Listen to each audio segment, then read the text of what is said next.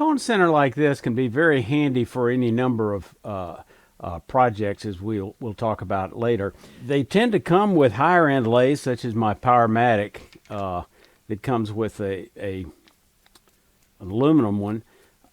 But for some of y'all, you don't have the money to buy a nicer upgrade. Some of you just like making accessories. So I want to show you how you can turn one like this that will fit over the live center that comes with your Midi lathe, because Midi lathes just don't come with a 60-degree cone.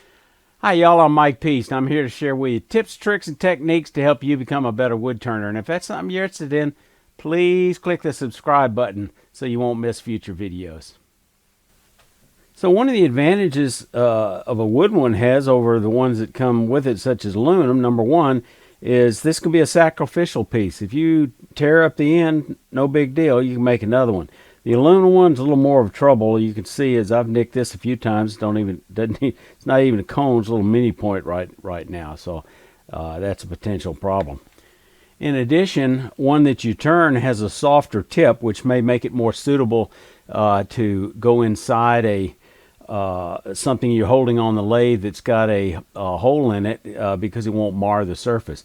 You can also make specialty items like this one with a special point on it to fit in a recess. You could actually drill a hole here to use to put a tip of a sport of finial. So they're useful for any number of things. Okay, now we're simply going to take one of our roughed out rings, slide it over, twist it into place, get it parallel, bring up our tailstock with our 60-degree cone to give it some support, and it also opens this up and tightens it to give it a really tight, secure fit. Here's a good example of how you might use that 60-degree cone. I'm making a fan or a lamp pull. I've got a Morse Taper mandrel that fit holes I've got a larger hole at the bottom, 9/64 at the top, so a chain will go through it. It'll fit on here, and then you bring up your cone center to give it some support. And what this allows you to do is you can get down in here with your tool without fear of any consequences of chewing up your aluminum cone center, for example. So I can round this off right down to the very edge without being real concerned about damaging the cone center. If my gouge touches the spinning wood, it's not going to make any difference. And if I got a little damage on it, it's easy enough to, again, put it in a chuck like this, clamp it down, take light cuts, and just true it up again.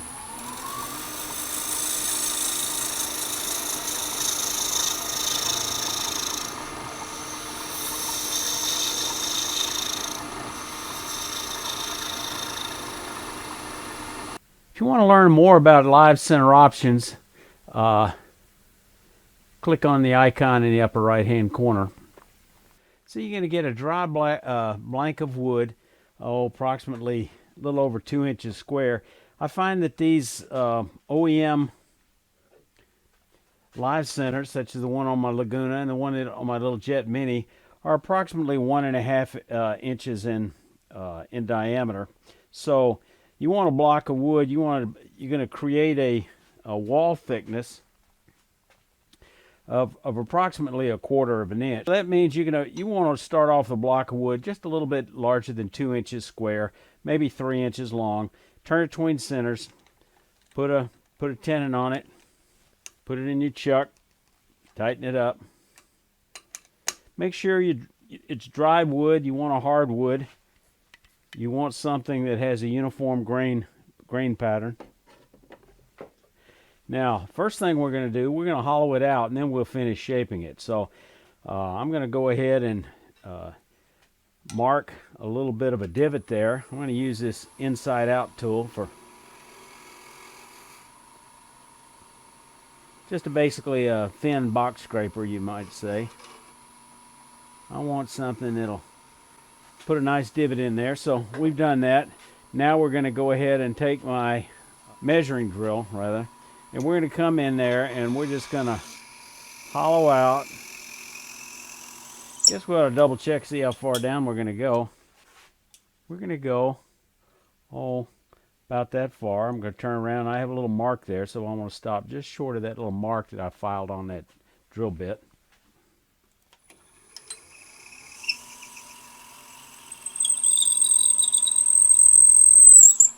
That'll give us a little better feel for when we're down at the bottom.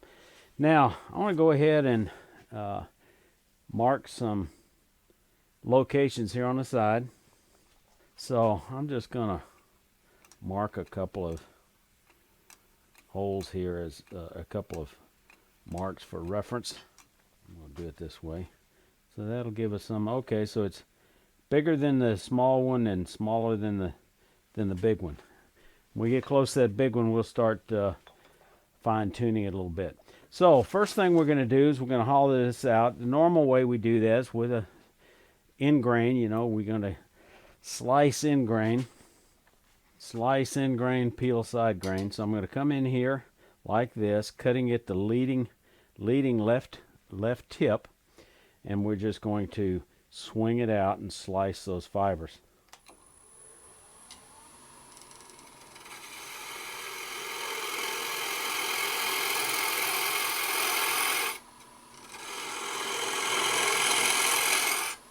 We could have drilled this with a Forstner bit, but I find this faster and easier, frankly.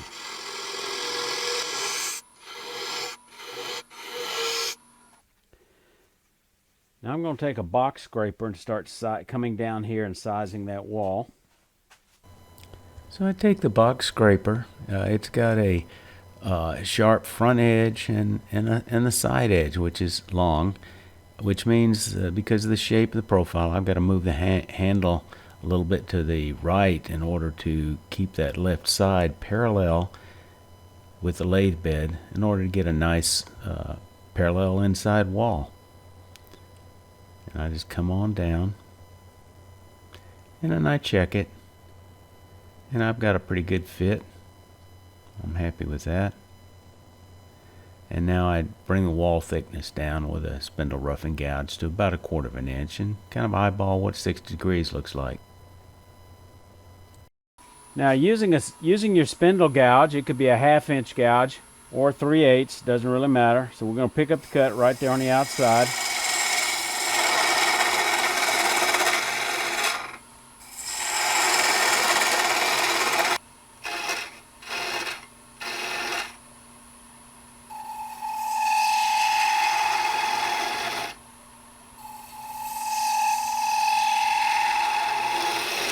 We're going to have to figure out how to reverse chuck this to finish it off.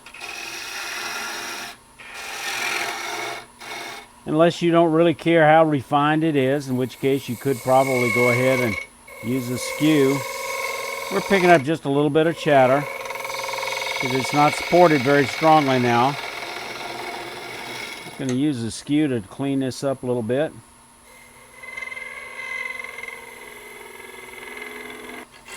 We're going to go ahead and cut it off here a little bit before we have to change the shape too badly, because we're going to clean it up, as I say, after we reverse chuck it. Okay. Now we got a couple of ways we could reverse chuck this. We could jam chuck it. Now an option to putting this in a chuck is to use a jam chuck, and I'm just going to show you a little different version of a jam chuck. Here's one I used. Actually, I used this for turning pairs in, but it was readily available. I just hollowed it out just a little bit larger so it would fit. I tested it on the outside, and I just tapped this in, and I was able to adjust, and I was able to get it to run true so I could shape the inside just a little bit better to fit one of those Midi lathe live centers because it was too snug. And then to get it out, you can just and it'll come right out. I'm going to see if I can find some chuck jaws that'll grab this thing. Let's see if these standard Nova jaws will fit it.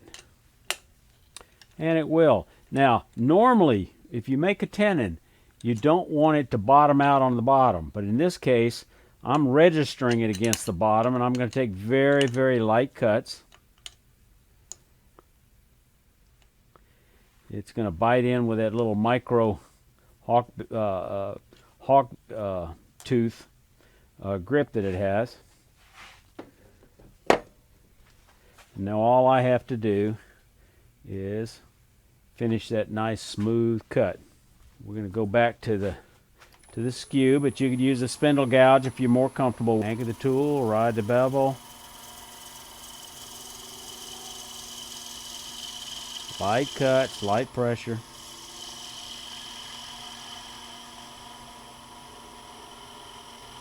I'm going to flip this over so I can see the edge a little better.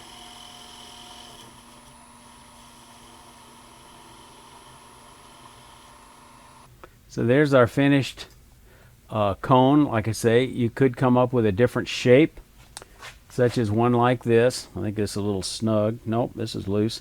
This will fit on here. So you can make specialty cones, but this is great for you Midi lathes owners. One of the things I want to show you with this little, using a live center for a Midi lathe and a large lathe like this, it may not be self-extracting. So if that happens and you retract the tailstock wheel and it doesn't free, you can simply put a tool in between and just give it a bit of a pop,